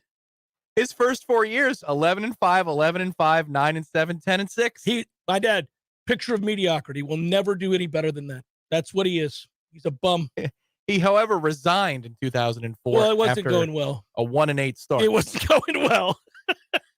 There are coaches like that you just look at him as a fan. You're like, this isn't going to work. This is irrational as hell, but I'm telling you, that guy ain't going to work out. And I don't know what it was about Dave Wanstead, but my dad was certain this Dave Wanstead character's a fraud. Here's some Dave Wanstead trivia you wish you never heard because it's just so trivial. His record at the Dolphins and his record at Pitt finished exactly the same. 42-31. Yep. Whole lot of, whatever. 42-31. He was right. Pops' inner feelings, his gut feelings were correct. Whole lot of average ass and going on with Dave Wanstead. That 1-8, really. Whole lot of average ass and 3 10-win seasons out of 4 years, though. 4 consecutive winning seasons. I mean, if you could give me 4 winning seasons and the 5th one be a disaster, I think I'd take that. I'd take 10 years of that. Charlie Weiss is that guy for me. Ooh. Old fat Charlie with his rhinestone belt. The belt. Holding on for dear life, trying not to break apart. Now that was, and also His Wikipedia picture is not flattering. Well, what? Are you going to shoot it from a different angle? Charlie Weiss is what he is. Straight on would be the way to shoot the photo. It's a That's profile. a lot of girth. It's a profile shot. Old school meaning. Is he struggling to breathe in that photo? He's at least at Notre Dame. When he would sit on the cooler while at the University of Florida, that used to crack me up. I'm like, that poor cooler. Hold. Charlie Weiss rundown of his Notre Dame career: 9-3, 10-3. See? Oh, we're off to a good start. Got Charlie. the advantage. Superior schematic advantage. 3-9, 7-6. Oh, we've fallen off a cliff, have we? 6-6. Yeah. And you're gone. Thanks for playing. And keep getting jobs for years. That's the gig right there. Get in that cycle of good old boy networking, and you'll keep getting jobs regardless of the level of ineptitude. Happens over and over and over again. I guess Marvin Lewis is my guy, but it should have been everybody's guy after the 10th season. The weird thing about Marvin Lewis was always that he was tantalizingly close. Like, it was like, you'd go, okay, they weren't great. They won 11 games. You're like, what are you supposed to do? I can't fire the guy who just won 10 games. But I know and he's never winning a damn thing in the postseason. Was there a guy like that you were sure of couldn't do it, and then they did? And you go, oh, my God, he did it. Oh, man. And it changed your opinion in of him? NFL history? Yeah. Vermeil? I don't know. Do you go back to the Eagles days with Dick? I go back to the Eagles days with Dick, but I didn't have anything against Dick other than he cried every other press conference. I never had a problem with Dick Vermeil. I did second guess his return when he came out of the booth like 15 years after retirement. I remember thinking, well, Kansas City, right? That seems odd. Or did he come back another time? The Rams. Joe Gibbs did that. The Rams. And then, obviously, yeah. So, there's been. Oh, is that the comeback? The Super Bowl? Yeah, oh, sorry. I always knew him as the Rams coach. I got to give him credit. That was impressive. And then Greg Kinnear played him in a movie. I was like, wait a minute. That's the same Dick Vermeil? They're like, yeah, that's how he got to start. Yeah. Yeah, no. Vermeil was actually a really good color commentator, too.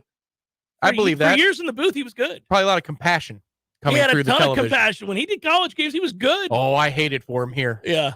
He was good. In fact, he wouldn't have made it. Some of the injuries we see now, the violence. Oh, I'm just talking about a fumble, not an injury. They work so hard. I'm trying to. GB writes, Jeff and Narduzzi would come to blows in 2 minutes. Thank you, GB. Please come to the production room and we shut that down. Yeah. Brady Hoke, guys are bringing that up. Ooh, I like our running game. I haven't heard that in too long. Freaking Brady Hoke after every loss. Well, I thought we played hard today, and I do like our running game. I don't know. Oh, it was like, Brady, stop making that noise. Brady, do you think you can make this 4-foot putt for us? Ooh, I don't know. I really drove the ball well today. Yes, but you 4-putted every green. Ooh. I like my bunker game. The Jeff Cameron Show, 93.3 Real Talk Radio, Warchant TV. Your local news now. 2 Tallahassee Police Department officers were involved in a shooting that injured a man on West Pensacola Street in October. They were cleared by a grand jury in Leon County. A grand jury determined that the 2 officers who shot Darius Cannon following a shooting incident that took place at Halftime Liquors, killing DeMario Murray, and 8 other people were injured. The document notes officers' body camera footage. A law enforcement expert, along with Tallahassee Police Department personnel who were witnesses to the incident, were presented as evidence to the grand jury. The National Weather Service in Tallahassee confirmed that a tornado touched down in southern Leon County on Wednesday. The tornado was rated as an EF1. The tornado touched down just north of the Leon-Wakulla County line between Spring Hill Road and Crawfordville Highway in the Apalachicola National Forest. The tornado then tracked northeast through the forest and dissipated before reaching populated areas around Lake Munson in Capitol Circle. No injuries were reported and damage was limited to snapped and uprooted trees. This is Rachel Lene with your Real Talk 93.3 local news update, brought to you by Macklemore Systems, Tallahassee's go-to Mac store. Check them out online at MclemoreSystems.com. This is meteorologist Paul Trombley with your Real Talk 93.3 weather update. High temperatures reach up to 56 this afternoon. Under sunny skies, north winds 5 to 10 miles per hour. Lows around 34 tonight. Tomorrow, highs around 63. Upper 60s Sunday with a chance for scattered storms. Turning warmer Monday with highs in the mid-70s and scattered showers possible. This report is brought to you by the Lawn Johns. For all your landscaping and lawn care needs, visit thelawnjohns.com. Right now, 56. Hey everybody, the perfect fireplace makes your house a home. How's your fireplace looking? Not too well? Hearth and Patio can help you with that. Actually, Hearth and Patio can help you with anything fire. Give my friends a call at Hearth and Patio. If you need new fireplace upgrade, fireplace repair, you need custom outdoor kitchen, grills, or an amazing fireplace for your backyard. 850-727-4282. That's 850-727-4282. Or you can visit them online at hearthpatiotallahassee.com. Hearth Patio Tallahassee. They keep the home fires burning. My man Eddie. Jeff, what's happening, dude? Bears eating people all over the place. I read another article today. It's the third one in the last month of somebody getting mauled to death by a bear. Man, bears have their own space. You got to let them have that. You do. You got to stay clear of bears, is what you're saying. Yes. I got a question for you. Here you go. If you had to be mauled to death, eaten alive by any animal in the world, which would you choose to eat you alive? Ooh, I think maybe I'd want, I don't know, longevity time, a mouse. Just a slow burn. Slow little burn. This thing just finished the pinky. It's been a month. I could go to work. I could still do my thing. I could probably live 30 years. I thought you were going to say great white because it'd be quick, or a grizzly. We went with mouse. Yeah, mouse. Okay. Mouse it is. Gordo's, bringing the flavor and flair of Cuban food to Tallahassee since 1996. Hey, Greg Tish here along with Matty Rowe. And you can listen to us Monday through Friday, 6 a.m. to 9 a.m. on Real Talk 93.3. Matt, we give away a couple things each week. Just a few. We got the Florida Farm Bureau Insurance Wheel of Food. We have Give Me a Second, where we play a second of a song and you guess that song. And we also play FLA or Nay. We have a lot of fun Monday through Friday, 6 a.m. to 9 a.m. on The Greg Tish Show. Think it's enough? We can talk about our feelings. There's a lot. The Greg Tish Show, Monday through Friday, 6 to 9 a.m. only on Real Talk 93.3. Orange Theory Fitness, 2 Tallahassee locations, Midtown on Thomasville Road and Northside in the Village Common Shopping Center. Online at orangetheoryfitness.com.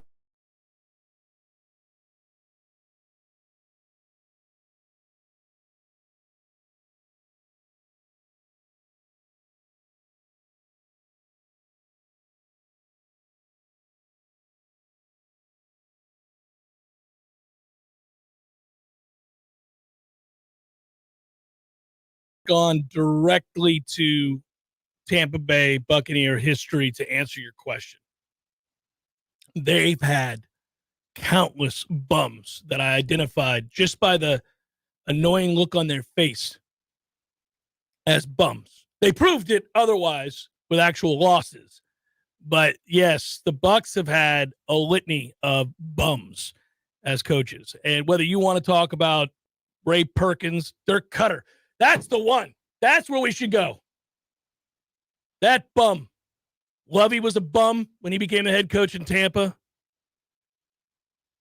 The most telling thing about Dirk Cutter ever in his tenure was after he turned over play calling duties. I believe it was to Todd Monken, who I miss.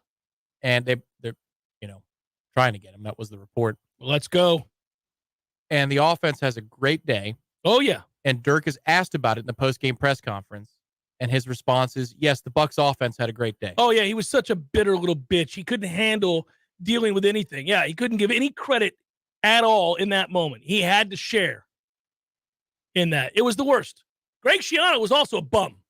Yeah, who spied on his players. And insisted we draft that bum at quarterback, and we knew. Oh. Not only draft him, trade up to get him. Oh, my God. Those are tough times. Thank God we won 2 Super Bowls. It was the first Super Bowl that allowed that to be somewhat palatable.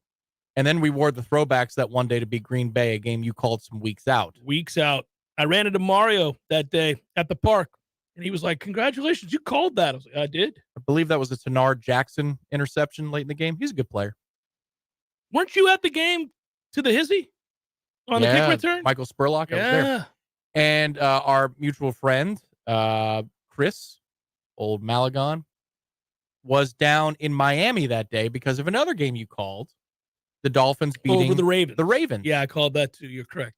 I have had a weird ability in my lifetime to predict monumental upsets, as in this is their first win. This is going to be their first win. It's usually an analysis of the schedule. Like it falls at a weird time for the better team. There's some sort of setup that just jumps off the page at me usually. And I have done that numerous times, and they've been on the air documented. You were on the air with me. It was a very jubilant 4:30 p.m. phone call between myself and show contributor Chris. You'll never believe what happened. What? Well, wait a minute. You won't believe this. They did it. They returned a kick for a touchdown. Yeah, they did. They did. Michael Spurlock. Oh, I can only imagine. So I've argued this before about the greatest plays in Florida State history.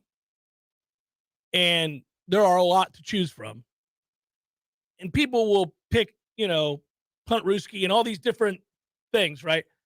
But I'm telling you, I've never had a feeling wash over me like an urge to cry after the kickoff return in the national championship game against Auburn. Oh. That moment, I still, when I see it, a little choked up. Well, that was incredible. It was already a chilly night there. And our pal Bob Thomas was dead on. Before we got on the plane, he let said, us know. He let us know. Pack a jacket. It's cold out there. Yeah, Pasadena. We looked at Bob like he was nuts. And he got there. I'm glad I packed one. I didn't. I was freezing. You were. But there was a chill in the air on top of the Pasadena chill from the San Gabriel Mountains after that. Because we were taking an ass kicking, and it was really hard to stomach. Because it's so, that previous drive, if Auburn had guts, and I'll bet you in this day and age of football, they would have been more apt to go for it. Because it is not unprecedented down on the goal line to push for a fourth down conversion in that moment.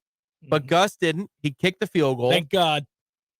We needed a lot of things to go right. Sorry ass Gus Malzahn. They knew the Carlos trick play was coming, and it didn't matter because Carlos was too fast. Too freaking good. Barely. But he got enough. There. Also, that's a man running the ball. And then that stop. Marshall rolls out to his right. I think they got something, but he looks the wrong way. Looks the wrong way. And then the journey is complete. You have run them down. It has happened, which is a huge difference. But it takes your breath away. Because we were, you could see it was going to happen. The one kid has the hammy. Bad time to have a hammy. Yeah. Then two in the same gap. Yeah. And two in the same gap. The other kid has a hammy, and that thing parts like the Red Sea. And I grabbed your shoulder. It was like, oh, we couldn't believe it. He's gone. I'm a robot in those moments because of what the lost decade had done to me. I didn't believe it. You're waiting for a flag. My breath was taken away. Yeah. Well, I was waiting for a flag on Winston to Benjamin. Or you were waiting for the replay because you're thinking he didn't catch it. Sorry, incomplete. I was waiting for the replay. Yeah. Of course, you're checking for flag on kick returns, but I knew the game wasn't over because of how many different ways the lost decade had broken an undergrad's heart. Well, think about how fortunate we are that Jalen Ramsey got trucked. Yeah. He doesn't like playing in that Rose Bowl stadium, does he? No, he wasn't good there. Next year either. When Jalen got trucked, I thought, okay, that's good. Because if he tackles him there, we don't have any time. Correct. Yeah, the problem was on that drive specifically, you've got two plays that are asinine after we make plays in the backfield. You've got before the trucking, the previous play is LaMarcus Joyner somehow defending both ends of a read option. Well, and lassoing Marshall to the ground, it's a loss of whatever. It's second and long. Yeah. And so you're thinking, okay, they're near midfield. Maybe this is the break we needed. But earlier in that drive, you had the Mario Edwards Jr. breakdown the quarterback in space. One of the greatest plays ever. No way a guy that size should be able to break down in space and make that play. And he does. And his reach was incredible. That was either first or second down because Christian Jones, correctly used this time, made a play in that series to force a third and long. And then Marshall makes a throw that has a football-sized window to a sliding receiver that lands exactly where it has to go to keep the chains moving, keep the drive going. Because if we get the 3 and out there, the game's over. Yeah. That was 3rd and 11. Yeah. And that's a great catch. It's a really annoying play, actually. You're like, so you had all those things happen. All the things. And the defeatist that is the lost Decadian here is thinking, this is so special. When did I say to you, it almost made you angry? When did I say to you, we're gonna win? Was it after the long Rashad Green play where they missed the horse collar, but that play? Yep. Yeah, because I think I said, and I know this is a sin. You should not do this. And I'm normally good about these things. But again, I wasn't as jaded as Tom because I've seen us win 2 national titles at this point. I've been to all those games. I've seen the good moments. I've got those in my back pocket. He's never had one. And this is his national title. Not like that. I was an old fan growing up. No, I'm saying, but you'd never been like of age to really enjoy. Nope. Yeah. And so the Rashad play happens, and I go, we're going to win. And he's like, you could see the look on his face. The look like, is this. Like, I cannot believe it. The only other time you've given me that look, and you got over it pretty quickly because you knew it was well-intentioned. You hit a great putt from about 22 feet about a year ago, and it was going straight at the hole, and you got screwed by like an ant at the last second, and the putt is a foot from going in the center of the jar, and I go, nice putt, man. And then it lips, and the look on Tom's face, like my breath somehow caused that putt to miss because I congratulated him on the effort. But you got over it pretty quickly. But in the moment, I saw the look on your face, like, son of a... In our parlance, we call that a piggy bear for our golf league. There's, yeah, but that's instinct. That's not the same thing as dude mojo. Because I take you back to the Georgia game where Tech. Nesbitt gets hurt. And that's the only reason we're in that football game. Oh, thank God, because the diving at the feet of the center wasn't going to get it done that day. No. Good scheme. Yeah, that's a toughie. We got this. Just before the play before the fumble. Yeah. I turned around to my friends and family. I said, man, this has been a joy. I hope this ends the way we want it to. This has been one hell of a ride. And Sims and fumbles. then we got this. We got this? Really? That's a toughie. So, yeah. I was at the Antique Car Museum with Gene Williams for a fundraiser for the NC State fumble off the hip. Ty Jones. It was a charitable event. I was at AJ's. There were some people having cocktails. I might have been one of them. We thought we were about to win the game. Then that happened. With everyone open. And I may have said some inappropriate things out loud at this charitable event. If Ty Jones was the 5th option, the other 4 are wide open. Everyone is open. And he wasn't going to get sacked. The oddity of Christian Ponder, for as good as he turned out to be and the story he turned out to be, and oh, by the way, I really liked dealing with Christian Ponder. For all of that, I've never seen a quarterback so hell-bent on fumbling if he's touched. My guy fumbled every time he got tackled in the pocket. I'm like, Jesus, Christian, there's no rule that says you have to fumble the ball if you're sacked. We're allowed to hold on to the ball. Every time. Yeah, somebody you would hold your breath. If somebody was coming at Christian Ponder, you're like, oh, here comes a fumble. Yeah. Daco let somebody go. That's it. He did. We better pick up the ball. You know, that's what you're thinking. That's the weirdest thing, to be watching a game and think to yourself, okay, that guy's going to hit him, and then there's going to be a fumble. Let's just hope it's not a scoop and score. The other crazy thing was he would never pitch the effing football. No. Ever in an option. No. And it would be there. Oh, yeah. Oh, would it be there? Just as open as Everett Golson and Dalvin Cook against Miami to start that game. Because that 09 Fortson drop in the end zone, which there was still time on the clock, mind you, that Monday night, there is an option pitch played to the other side of the end zone that you could moonwalk, backflip, stop, take a break, eat a post-game meal, and still get in the end zone. Right. And it was just let go of the ball. Oh, God. He wouldn't do it. I don't know did he pitch once in his career? I don't know. We got his block knocked off in the one game, and he was concussed, and they left him in there, and he couldn't make a simple pass for a touchdown down on the Peach Bowl against South Carolina on the one. Yeah, I think Lonnie Pryor was wide open on that one. Well, yes. And he spiked it because he was half loopy. And then EJ came in and did some good things. You know what I'm saying? I do know what you're saying. I remember yelling. I almost got in trouble at that South Carolina game. Yeah, I didn't realize you were in the press box. Well, the hit on your boy knocked him out. Lattimore. Yeah. Oh, my God. Yeah, I did. I jumped up. I've only done that twice. Once was in your presence. Yeah, that was Joyner was the second one. Against Duke, right? In our home press box. I said, if it was any other press box, you were gone. Yeah, they would have kicked me out of an away press box for sure. Keith Jones was like, my God, Cameron. Luckily, I mean, I'm friends with all the people in the media here and friends with the folks at Florida State. I agree, but why? Yeah. So Lamarcus Joyner hit this poor kid for Duke along the sideline, if you guys don't remember this. And, Lamarcus was the man, and he hit him like one. And all I remember is I went, oh, my God, he killed him. That's correct. As you jumped out of your chair. It was awesome because you could see it coming. Like, oh my God, he led him into danger. This is wrought with danger. Yeah. This ain't good. It was, don't do that, don't do that, don't. Oh, no. That's how long of a time it was to watch it build. When he threw the ball, I was like, oh, no. And then I saw that look because LaMarcus would hit you. And I'm seeing the look as he cuts the angle, and you have enough time because where we sit, it's so perfect. And you're sitting there watching, you're like, oh, this is going to be a collision. This is going to be bad. I know Marcus isn't going to back. LaMarcus is not going to slow down. That's not who he is. That's not in his nature. He's not going to slow down. Like, this guy could die. Ask poor Willie Halstead. What could have been for that guy's career? That cost him a lot of money. Don't bring it up. I mean, poor Willie could be out there listening right now. Thanks, Tom. Yeah, that was all love, Willie. I know, but he got taken out. But yeah, so as soon as that happened, and I'm thinking, and so there was such a buildup that I couldn't contain it. It was combustible.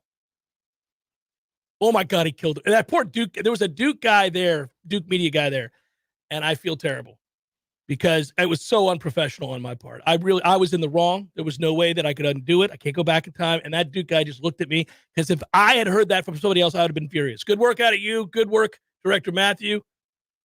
Say goodbye to the YouTube folks a little early today. Yeah, we do need Bye, YouTubers. Bye, YouTubers, indeed.